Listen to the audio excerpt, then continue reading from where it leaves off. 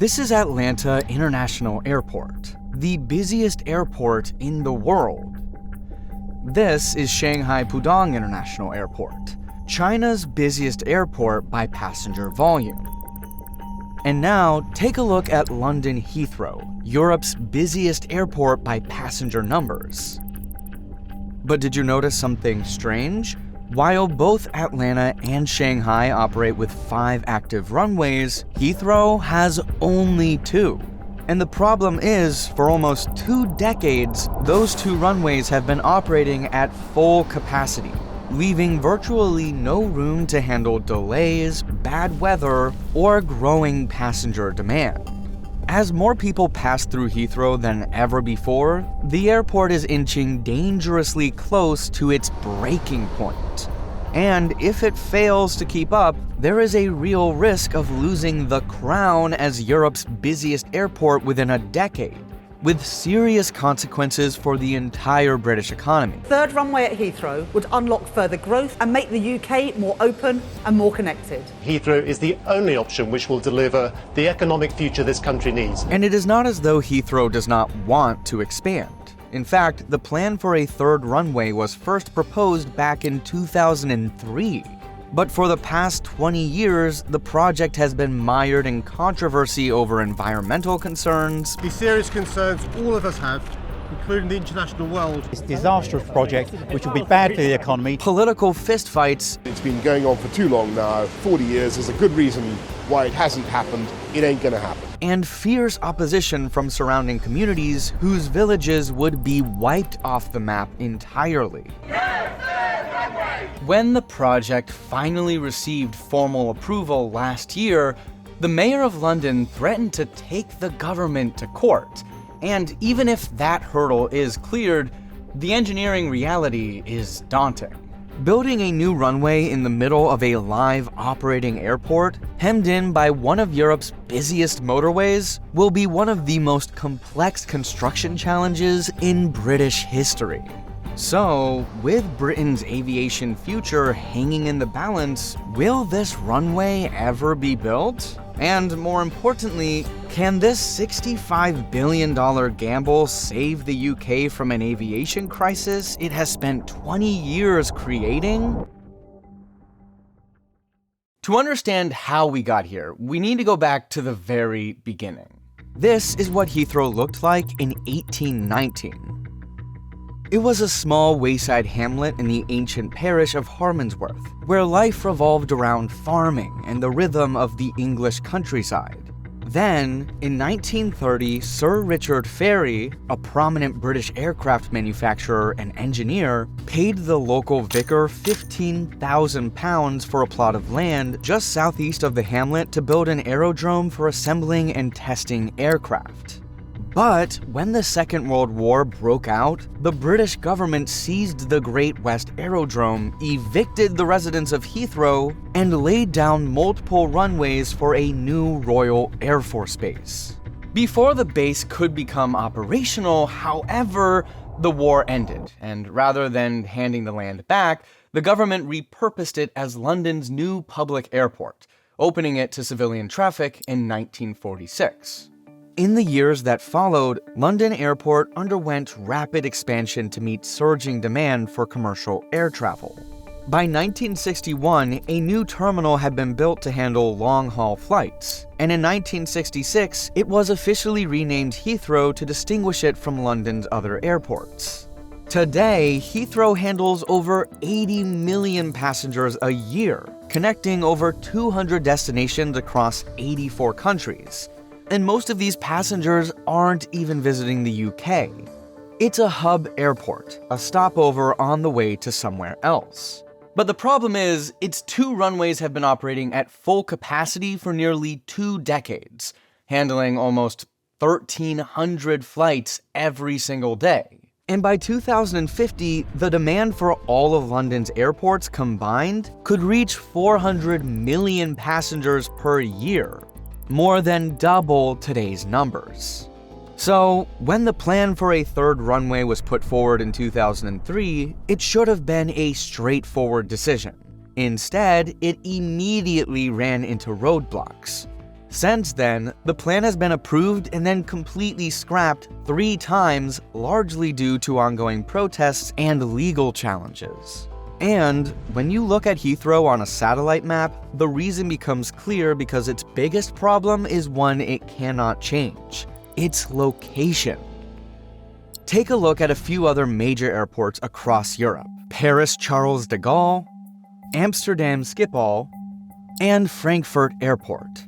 Notice how they are all situated outside their respective cities, and if you look closely, their runways sit next to largely green open spaces, giving ample room for future expansion.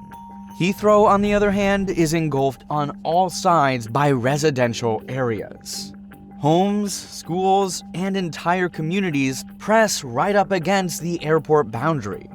Locals have raised serious concerns about aircraft noise, particularly residents of West and Central London, arguing that expansion will result in a permanent end to any respite from noise pollution.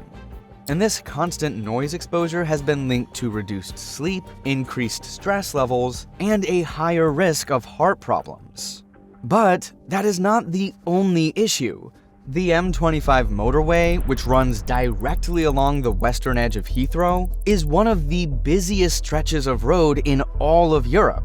It handles both airport traffic and through traffic circling London, making it notoriously congested.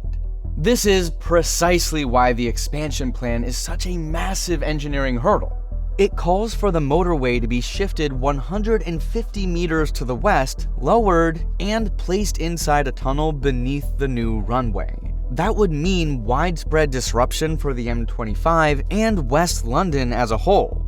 And if the third runway finally opens, the increased air traffic and the road traffic that comes with it could put sustained pressure on the M25 long after its completion.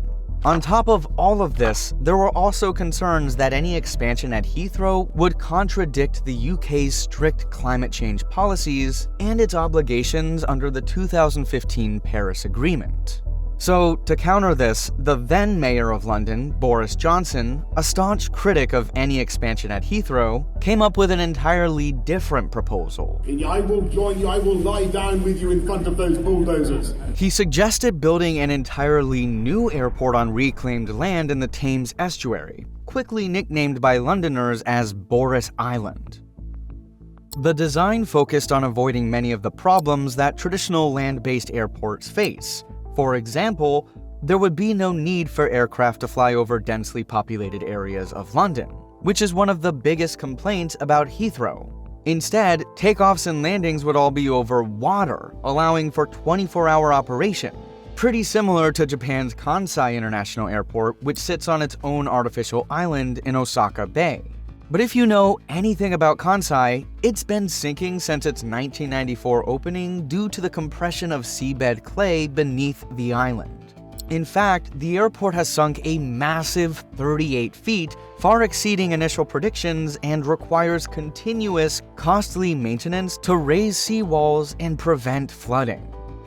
A Thames estuary airport would have faced the same fundamental risk, leaving it vulnerable to storm surges, rising tides, and the long-term instability of a seabed foundation.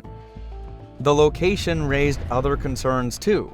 The nearby Isle of Grain is home to one of the largest liquefied natural gas terminals in the world. Enormous storage tanks of highly flammable gas sitting adjacent to a proposed international airport. The head of National Air Traffic Services didn't mince words when he described it as the very worst spot you could put one. Then there was the question of accessibility. It was suggested that HS1, the high-speed rail link used by Eurostar services from London St. Pancras, could connect the airport to central London in as little as 26 minutes. But even now in 2026, HS1 is already at capacity, so it would need extensive upgrades to support a new airport rail link. As a result, the plan was quickly shelved, dismissing it as a mere fantasy rather than a realistic alternative to the Heathrow expansion. With the estuary plan dead, attention turned to London's second airport, Gatwick. Located 30 miles south of the center of London, it's much further from the city than Heathrow. This gave Gatwick ample space to expand into the lightly populated West Sussex countryside. And at a cost of just $12 billion, the expansion would consist of a second runway to the south of the present site. In between the current terminal and the new proposed runway would be an entirely new terminal, giving Gatwick capacity for up to 700,000 annual flight movements, equating to roughly 50 million passengers. But there was a fundamental problem. You see, Gatwick is largely a leisure and low-cost airline airport.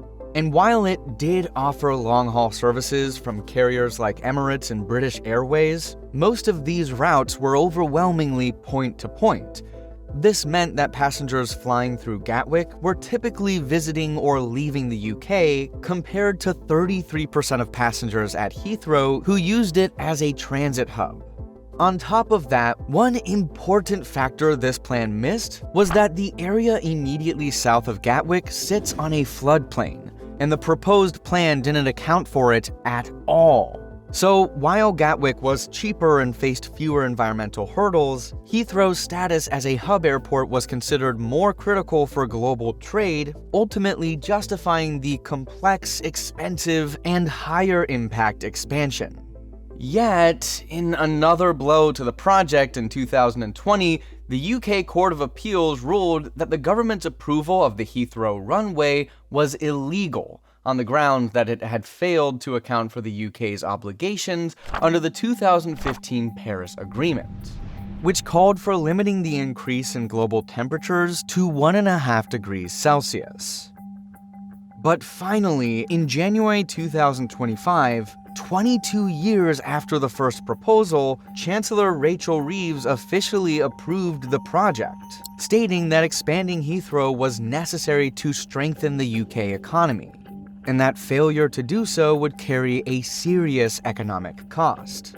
According to Reeves, the proposed $65 billion expansion would increase the airport's annual flight movements from 480,000 to 740,000. while adding 40 new routes and creating up to 77,000 local jobs. The new runway will be 3.5 kilometers long and 60 meters wide, positioned to the northwest of the airport. It will sit 1,350 meters from the existing northern runway, sufficient separation for all three runways to operate simultaneously. New bypass taxiways will also be built around the central runway to ease congestion and improve aircraft flow through the north-south corridor of the airfield. Much of this construction will take place beyond the airport's current boundaries, meaning existing buildings will need to be demolished, power lines rerouted underground, and the terrain will need to be leveled. To handle the extra passenger volume, a new terminal called Terminal 5X will be built to the west of the existing Terminal 5, complete with its own supporting taxiways. And in a later phase, a separate remote facility, Terminal 5X North, will be added in the space between the central runway and the new northern runway, and the two will be connected by an underground rail link and walkway. Meanwhile, Terminal 2 will also be extended with 2 new satellite buildings, pushing its capacity to 52 million passengers per year. Beyond the airfield itself, the M25 will be diverted into a tunnel beneath the new runway, and several smaller roads will need to be demolished or rerouted. If everything goes according to plan, Heathrow could see its new third runway by 2035.